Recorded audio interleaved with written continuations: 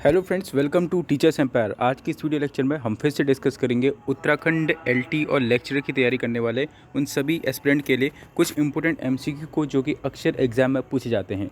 ये video Uttarakhand lecturer के syllabus को ध्यान में रखते हुए बनाई जा रही है और जो इसमें लेक्चर से हटके जो भी आपको फैक्ट बताए जाते हैं वो उत्तराखंड एलटी का एग्ज़ाम जो कि UKSSC कंडक्ट कराता है उसके पर्सपेक्टिव से बताए जाते हैं। तो चलिए मैं शुरुआत करता हूँ आज के फर्स्ट क्वेश्चन से।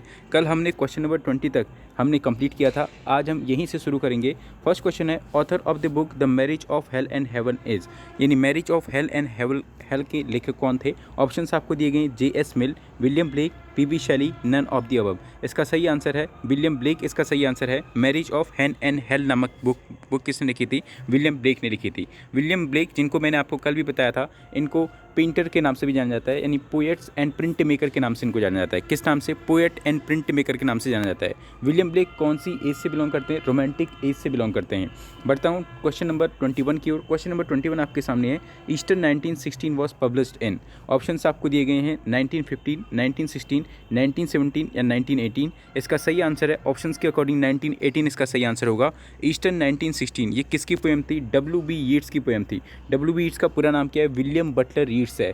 द सेकंड कमिंग करके भी इनकी बहुत ही फेमस पोएम है जो कि अक्सर एग्जाम में पूछी जाती है। क्या नाम बताया? The second coming. किसकी पोएम है? W.B. यीट्स की पोएम है। ठीक है, बढ़ता हूँ नेक्स्ट क्वेश्चन। नेक्स्ट क्वेश्चन आपके सामने 22 नंबर का, जिसमें लिखा गया आपका, how many parts does the waste land have. Waste land नाम की पोएम किसने लिखी है? T.S. इलियट ने लिखी है। तो इसमें कितने पार्ट हैं आपसे पूछा गया है। ऑप्शन ए आपको दिया गया है 4 पार्ट, बी आपको दिया गया है 5, सी 6 या डी 7 पार्ट हैं। कितने पार्ट आपके वेस्टलैंड में ये आपने बताना है। तो जो इसका सही आंसर है ऑप्शन नंबर बी इसका सही आंसर है।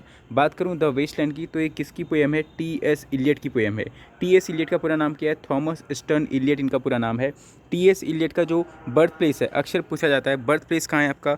मिसिसिपी मिजोरी में इनका बर्थ प्लेस है। और इनका डेट ऑफ बर्थ भी पूछा जाता है, तो 1888 से लेकर के 1975 इनका डेट ऑफ बर्थ है। किसकी बात हो रही है? T.S. इलियट की बात हो रही है, जिन्होंने क्या लिखा था? द वेस्टलैंड लिखा था। आपके लिए आज का होमवर्क रहेगा कि आप वेस्टलैंड के 5 पार्ट्स को आप कमेंट बॉक्स में लिख के बताएंगे कि वेस्टलैंड के 5 पार्ट कौन कौन से हैं। और उनमें से सबसे लंबा पार्ट मैं आपको बता दूं, द फायर सरमन वाला जो पार्ट है वो सबसे लॉन्गेस्ट पार्ट माना जाता है वेस्टलैंड के 5 पार्ट्स में से। बढ़ता हूँ नेक्स्ट क्वेश्चन, क्वेश्चन नंबर 23 की ओर। क्वेश्चन नंबर 23 आपसे पूछ रहा है, whose favourite theme is war and pity of war, यानी किसकी फेवरेट थीम क्या रहती है? वॉर एंड पिटी वॉर रहती है। ऑप्शंस आपको दिए गए Wilfred Owen, E.E. Cummings, T.S. Elliot और W.B. यीट्स। मैं आपको बता दूं इसमें से केवल 2 ही राइटर ऐसे हैं जो कि आपके लेक्चर के सिलेबस में प्रिस्क्राइब हैं। बाकी के ऊपर के 2 राइटर आपके लेक्चर के सिलेबस में प्रिस्क्राइब नहीं हैं। लेकिन ये LT वालों के लिए बहुत ही इंपॉर्टेंट फैक्ट रहेगा कि war and the pity war की थीम पे कौन से राइटर लिखते थे। इसका सही आंसर है option number A, Wilfred Owen war and pity war पे लिखा करते थे, क्योंकि ये वर्ल्ड वॉर फर्स्ट के टाइम के राइटर हैं। विल्फ्रेड ओवन को हम लोग वॉर पोइट्री के लिए जानते हैं। अगर आपसे कोई पूछता है कि वॉर पोइट्री के लिए कौन सी राइटर को जाना जाता है, तो विल्फ्रेड ओवन को जाना जाता है। और विल्फ्रेड ओवन कौन सी सेंचुरी के राइटर हैं? 19th सेंचुरी के राइटर हैं। क्या ये अमेरिकन राइटर हैं, आयरिश राइटर हैं या ब्रिटिश राइटर हैं? इसका सही आंसर होगा विल्फ्रेड ओवन एक ब्रिटिश राइटर हैं। कैसे राइटर हैं? ब्रिटिश राइटर हैं। बात करूं T.S. इलियट की, मैंने आपको बता ही दिया, थॉमस स्टर्न इलियट इनका पूरा नाम है। द वेस्टलैंड इनका बहुत ही फेमस एक पोएम है। इसके साथ साथ द फैमिली रीयूनियन करके भी इनका एक बहुत फेमस वर्क है। द फैमिली रीयूनियन किसका वर्क है? T.S. इलियट का वर्क है। W.B. Yeats, William Butler Yeats the second coming के लिए जाने जाते हैं। इसके अलावा ईस्टर 1916 पोएम भी W.B. यीट्स की है। बढ़ता हूँ नेक्स्ट क्वेश्चन, क्वेश्चन नंबर 24 आपके सामने है, whose poetic collection is Wystan's wedding. किसका पोइट्रिक कलेक्शन है? कौन? विस्टन वेडिंग किसका पोइट्रिक कलेक्शन है? ऑप्शन दिए गए आपको फिलिप लार्किन का, थॉमस गन का, टेड ह्यूक्स का या डोनाल्ड डेवी का। ये किसका पोइट्रिक कलेक्शन है आपको बताना है। जो विस्टन वेडिंग्स है ये फिलिप लार्किन का पोइट्रिक कलेक्शन है। इसको यूसेट की तैयारी करने वाले सभी एस्पिरेंट ध्यान देंगे। जो विंसेंट वेडिंग है ये किसका है? फिलिप लार्किन का है। पूछा जाता है फिलिप लार्किन कौन सी सेंचुरी से बिलोंग करते हैं? 20th सेंचुरी से बिलोंग करते हैं। ज़्यादा इनके बारे में जानने की जरूरत नहीं है, बस आपको इतना ध्यान रखना है कौन सा पोएट होने के साथ साथ लाइब्रेरियन भी था। तो लाइब्रेरियन कौन थे आपके? फिलिप लार्किन थे। कौन सी सेंचुरी से बिलोंग करते हैं? 20th सेंचुरी से बिलोंग करते हैं, जो कि एक ब्रिटिश राइटर थे। बढ़ता हूँ नेक्स्ट क्वेश्चन की ओर। नेक्स्ट क्वेश्चन आपके सामने आपको दिया गया है 25 नंबर का है, Lear is a play written by, यानी लियर प्ले किसने लिखा था? ऑप्शंस आपको दिए गए हैं, शेक्सपियर ने लिखा था, बर्नार्ड शॉ ने लिखा था, एडवर्ड बॉन्ड ने लिखा था या हैरोल्ड पिंटर ने लिखा था। अगर मैं ऑप्शंस के अकॉर्डिंग इस क्वेश्चन में जाऊंगा तो यहाँ पे किंग लियर होना चाहिए। तो किंग लियर प्ले आपका किसने लिखा था? विलियम शेक्सपियर ने लिखा था। विलियम शेक्सपियर कौन सी एज के राइटर हैं? ये आपके एलिजाबेथन एज के राइटर हैं। अगर बात करूँ विलियम शेक्सपियर की तो इनको क्या कहा जाता है? फादर ऑफ इंग्लिश लिटरेचर के नाम से भी विलियम शेक्सपियर को जाना जाता है, ठीक है। और विलियम शेक्सपियर वो राइटर हैं जिन्होंने इंग्लिश लिटरेचर में बहुत सारे नए वर्ड्स को कॉइन किया था, ठीक है। विलियम शेक्सपियर का बर्थ प्लेस आपसे पूछा जाता है तो 1564 से लेकर के 1616 आपका किसका बर्थ है? आपका विलियम शेक्सपियर का बर्थ है। इनका बर्थ प्लेस भी अक्सर पूछा जाता है तो इनके बर्थ प्लेस का नाम है स्ट्रेटफोर्ड अपॉन एवॉन। ध्यान दीजिएगा, जहाँ पे अपॉन एवॉन लिखा होगा वो बिल्कुल सही होगा, ऑन एवॉन वाला गलत होता है। तो स्ट्रेटफोर्ड अपॉन एवॉन इनके बर्थ प्लेस का नाम है, शेक्सपियर के बर्थ प्लेस का नाम है। किंग लियर की अगर मैं बात करूँ तो इसमें बहुत सारे करेक्टर जो कि मेन करेक्टर हैं और अक्सर आपके एग्जाम में किंग लियर से करेक्टर पूछे जाते हैं, जिसमें आपका एक तो गोनरेल आती है, गोनरेल के साथ साथ इसमें ग्लाउकास्टर नाम का भी एक करेक्टर आता है। क्या आता है? ग्लाउकास्टर नाम का भी इसमें करेक्टर आता है। गोनरील, इमोगन और मोगन नाम की भी आपको इसमें करेक्टर देखने और कॉर्डिलिया नाम का करेक्टर भी किसमें देखने को मिलता है? कॉर्डिलिया, जो कि इसका मेन करेक्टर में गिना जाता है किंग लियर के। कॉर्डिलिया और एडमंड नाम का भी आपको इसमें करेक्टर देखने को मिलेगा, किसमें? किंग लियर में।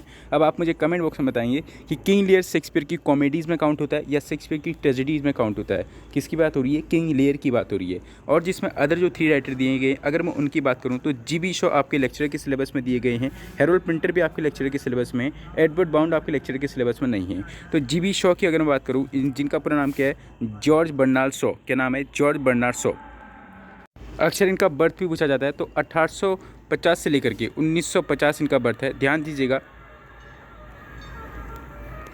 सॉरी माफ़ कीजिएगा, 1856 से लेकर के 1950 जीबी शॉप का होगा आपका क्या? 1856 से लेकर 1950। इसमें आपने कंफ्यूज नहीं होना है।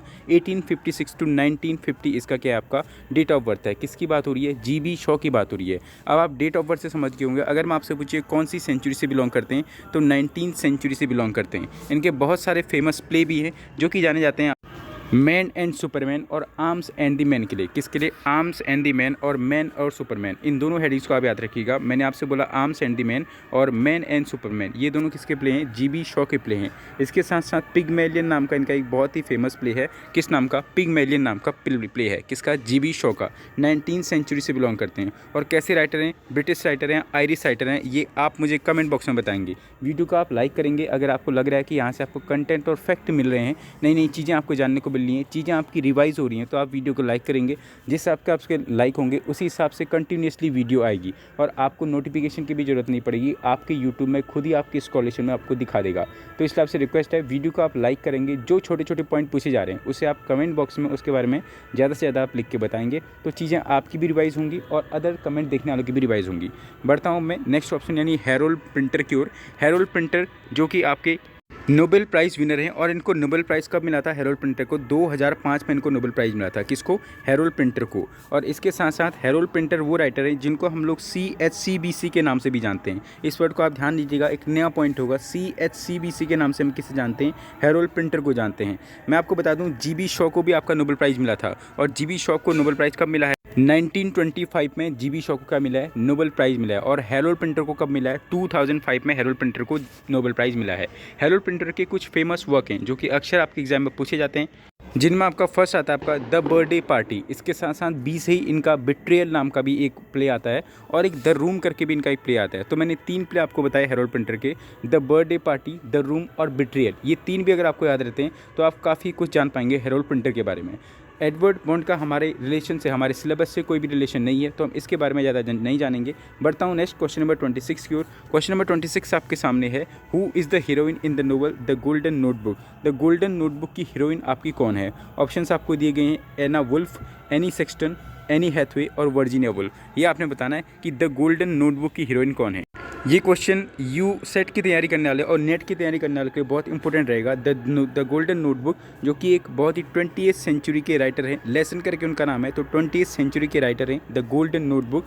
इसमें बात की गई है एना वुल्फ के कैरेक्टर के बारे में। किसके बारे में? एना वुल्फ के कैरेक्टर के बारे में बात की गई है। इसमें जो अदर ऑप्शन दिए हैं, वर्जीनिया वुल्फ जो कि आप जानते हैं, ब्लूम्सबेरी ग्रुप के लिए आप इनको जानते हैं। बहुत ही इंपॉर्टेंट फैक्ट है कि वर्जीनिया वुल्फ कौन से ग्रुप से रिलेटेड है? ब्लूम्सबेरी ग्रुप से रिलेटेड है। नेक्स्ट क्वेश्चन नंबर 27 की ओर बढ़ता हूँ। क्वेश्चन नंबर 27 आपके सामने है, Stephen Dedalus is the hero of the novel. Stephen Dedalus किस नोवेल में हीरो हैं? ऑप्शंस आपको दिया गया, Ulysses, a portrait of the artist as a young man, the sound and the fury और एना कैरिना। इसका सही आंसर है option number B, the portrait of the artist as a young man. इसका सही answer है, जो कि James Joyce का वर्क है। किसका वर्क है? जेम्स जॉयस का वर्क है। ध्यान दीजिएगा, जो आपका स्टीफन डिडालिस में ये हीरो तो हैं a portrait of the artist as a young man में, लेकिन उसके साथ साथ ये एक इंपॉर्टेंट करेक्टर है किसमें? यूलिसिस नाम की पोएम प्ले में। किसमें? यूलिसिस नाम के वर्क में ये क्या है? एक इंपॉर्टेंट करेक्टर हैं। और यूलिसिस भी किसका है? आपका जेम्स जॉयस का है। जेम्स जॉयस जो कि एक आयरिश राइटर हैं, और इनके दोनों प्ले काफ़ी इंपॉर्टेंट हैं आपके एग्जाम के पॉइंट ऑफ व्यू से, ठीक है। और यूलिसिस नाम की पोएम किसने लिखी थी, ये आप मुझे कमेंट बॉक्स में बताएंगे। और यूलिसिस नाम का प्रोज किसने लिखा है? जेम्स जॉयस ने लिखा है, जिन्होंने कौन सा वर्क लिखा है? A portrait of the artist as a young man, जिन्होंने लिखा है। बढ़ता हूँ मैं next question. Next question 20 number का है। मेरियम इज़ अ करेक्टर इन। मेरियम नाम का करेक्टर आपको किस में देखने को मिलता है? ऑप्शंस आपको दिए गए हैं, Lady Chatterley's lover, sons and lovers, pride and prejudice और हार्ट ऑफ मिल्टन। इसका सही आंसर है, मेरियन नाम का करेक्टर हमको सन्स एंड लवर्स में देखने को मिलता है। ये किसका वर्क है? D.H. लॉरेंस का वर्क है। D.H. लॉरेंस कौन सी सेंचुरी से बिलोंग करते हैं? 20th सेंचुरी के राइटर हैं। The dictionary of English language के लिए इनको जाना जाता है, जो कि 1955 में ही लाए थे, और ये फर्स्ट ऑथेंटिक डिक्शनरी मानी जाती है इंग्लिश लिटरेचर के पर्सपेक्टिव से, ठीक है। तो सन्स एंड लवर किसका वर्क है? D.H. लॉरेंस का वर्क है, जो कि एक बहुत ही ग्रेट क्रिटिक भी है 20th सेंचुरी के। और लेडी चैटरलेस लवर भी इन्हीं का वर्क है। प्राइड एंड प्रेजुडिस ये किसका वर्क है? आप मुझे बताएंगे कि प्राइड एंड प्रेजुडिस किसका वर्क है? जेन ऑस्टन का तो नहीं है। क्या आप जानते हैं कि जेन ऑस्टन का कौन सा वर्क है? Pride and prejudice. इसके साथ साथ हार्ट ऑफ मिल्टन किसका वर्क है? ये आप मुझे बताएंगे। सी का तो मैंने आपको बता दिया, डी का आप आंसर बताएंगे, और नेक्स्ट वीडियो में मैं आपको इसका आंसर बताऊंगा। वीडियो को आप लाइक जरूर करें। मैं फिर से कह रहा हूँ, जिस हिसाब से आपके लाइक होंगे उसी हिसाब से आगे को वीडियो का सर्कुलेशन बढ़ता रहेगा। क्वेश्चन नंबर 29 की ओर अब हम बढ़ते हैं। वीडियो काफ़ी लंबी हो गई है, नेक्स्ट वीडियो में हम लोग डिस्कस करेंगे क्वेश्चन नंबर 29 से आगे, ठीक है। तब तक आप लोग इसको लाइक करिए। आज की इस वीडियो का मेरा टारगेट रहेगा, कम से कम आप 2 शेयर करेंगे और आप 50 लाइक करेंगे तो मैं नंबर ऑफ क्वेश्चन इसी हिसाब से बढ़ाते जाऊँगा, और आपके नोट्स में नंबर ऑफ फैक्ट का इंक्रीमेंट होते रहेगा। तो thanks for watching this video. Thank you.